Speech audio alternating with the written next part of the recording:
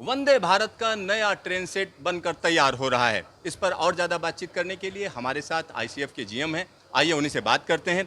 Sir, यहाँ पर जो नया ट्रेन सेट है, अगर हम उसकी बात करें तो पिछले वाले ट्रेन सेट से कैसे अलग है? पिछले वाले ट्रेन सेट से ये काफ़ी चीज़ों में अलग है।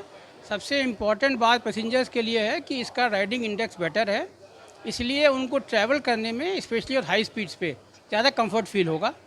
उसके अलावा इसके जो इंटीरियर फर्निशिंग्स हैं, रिक्लाइनिंग चेयर्स हैं, ऑटोमेटिक ओपनिंग डोर्स हैं, बिगर विंडोज़ हैं, बेटर स्पेस फॉर लगेज है एंड टच टाइप लाइट्स हैं, जीपीएस सिस्टम है जानने के लिए स्टेशन कहाँ पर आ रहा है।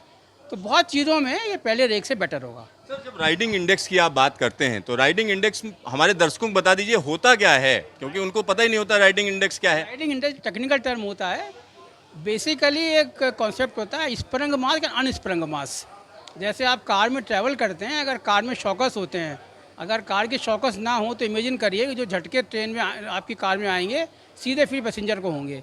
उसी तरीके से हमारे यहाँ भी स्प्रिंग्स होते हैं कोच के अंदर। कितना मटेरियल ऐसा है, वेट जो स्प्रिंग के ऊपर है, कितना स्प्रिंग के बियॉन्ड है, उस पर डिपेंड करता है, राइडिंग पे डिपेंड करता है। इसमें हमने पूरा ध्यान रखा है डिज़ाइनिंग में कि जो वेट बिना स्प्रिंग के वो काफ़ी कम कर दिया जाए। तो एक बड़ा बदलाव, मतलब झटके कम लगेंगे। ये आपको फील नहीं होगा बट पैसेंजर्स को बहुत अच्छा फील होगा, झटके बहुत कम लगेंगे। तो झटके कम लगेंगे इस ट्रेन में अगर आप सफ़र करेंगे। मोर और लेस जो डिज़ाइन है वो पिछली ट्रेन सेट जैसा ही लग रहा है, अंदर का कलर स्कीम भी वैसी ही है। तो इसमें क्या कलर स्कीम आने वाले समय में बदलेगी या इसी में बदलने जा रहे हैं कुछ?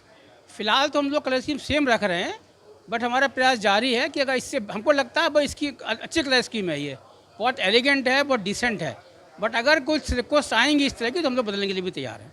सर, एक और शिकायत इसको लेकर रहती है कि जो इसकी नाक है, नोज है, वो डैमेज रहती है हमेशा, क्योंकि ट्रैक पर जो है ढेर सारे जानवर जो है चलते रहते हैं। तो इसमें कुछ उसके लिए बदलाव किया गया कि उतना डैमेज ना हो? जैसे आपने बताया, ये भारतीय रेल के लिए बहुत बड़ी समस्या है, इसीलिए भारतीय रेल ने ऑलरेडी एक प्रयास किया है कि हाई स्पीड ट्रैक्स को बैरिकेडिंग कर दी जाए, उनकी तरफ दो तरफ वॉल बना के, जिससे जानवरों की एंट्री ना हो पाए। बट अभी वो काम कंप्लीट नहीं हुआ है, इसीलिए हम लोगों ने इसमें ये प्रयास किया है कि जो हमारा नोज़ है मॉड्यूलर बन जाए, जिससे अगर डैमेज होता है तो उसका रिप्लेसमेंट बहुत फास्ट हो सके। सर, ड्राइवर केबिन की अगर हम बात करें तो पिछला वाला जो ड्राइवर केबिन है और ये वाला है, इसमें कोई फ़र्क है, खास फ़र्क? ये ड्राइवर केबिन ज़्यादा अच्छा लगेगा, उसको एक्सप्लेन करना मुश्किल है, बट ड्राइवर के लिए it will more comfortable, more ergonomically it will be better for him. I can't explain to seat physically, but it will much better for driver. Sir, एक और सवाल है, जब कवच की बात करते हैं तो रेल मंत्री ने कवच का खुद ही टेस्टिंग की, तो क्या इस ट्रेन में भी अगर हम टिकास की बात करें या कवच की बात करें, वो इम्प्लीमेंट कर रहे हैं?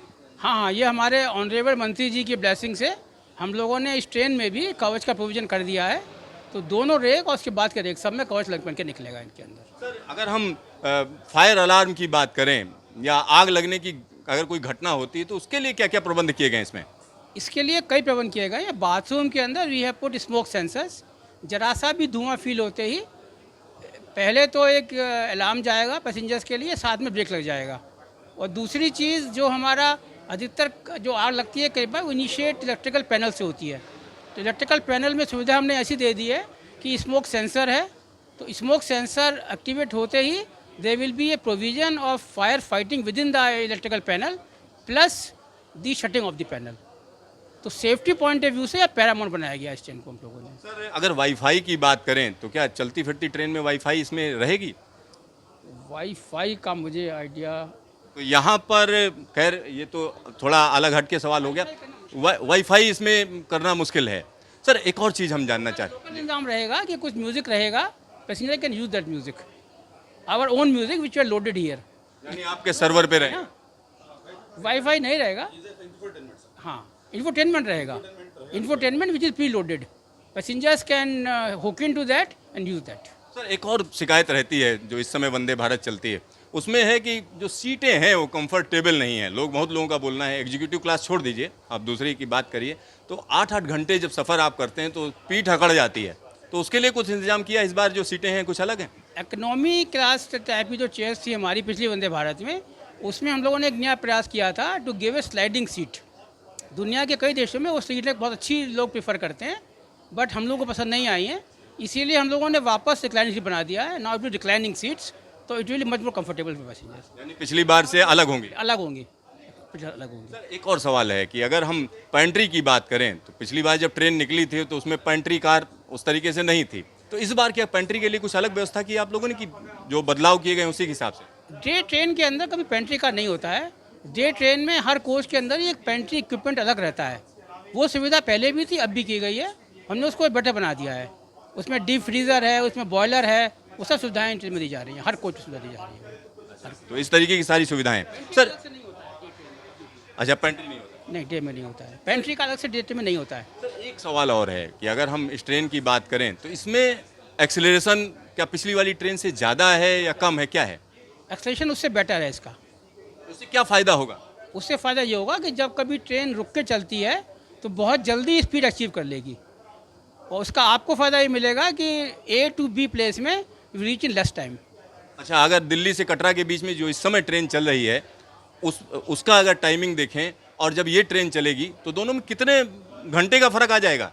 ये अभी एग्जैक्टली बताना मुश्किल होगा, क्योंकि एक्सलेशन का फ़ायदा उस समय मिलता है कितने बीच में स्टॉपेजेज होते हैं, तो that simulation has to be done case to case basis. Acceleration certainly is better, but how much it will benefit you depends upon the complete track only. एक और सवाल है, अगर हम बात करें ट्रेन की स्पीड की, जो मैक्सिमम स्पीड होगी ये नई वाली ट्रेन की, तो पिछली वाली ट्रेन की तरह ही होगी, कुछ अलग होगा? नहीं, स्पीड उस ट्रेन जैसी ही होगी। मैक्सिमम ट्रायल हम लोग 180 पे करेंगे kmph पे, और 160 स्पीड होगी उसकी। कब से ट्रायल शुरू हो जाएंगे? हम लोग ट्रेन निकाल देंगे 15 अगस्त से पहले, इसके बाद ट्रायल शुरू हो जाएंगे। 15 अगस्त से आप ट्रेन निकाल देंगे? पहले ट्रेन निकाल देंगे। 2023 तक, यानी 15 अगस्त 2023 तक 75 वंदे भारत एक्सप्रेस ट्रेनें आप ICF में बनाएंगे या देश भर के अलग अलग फैक्ट्रीज में बनेंगे?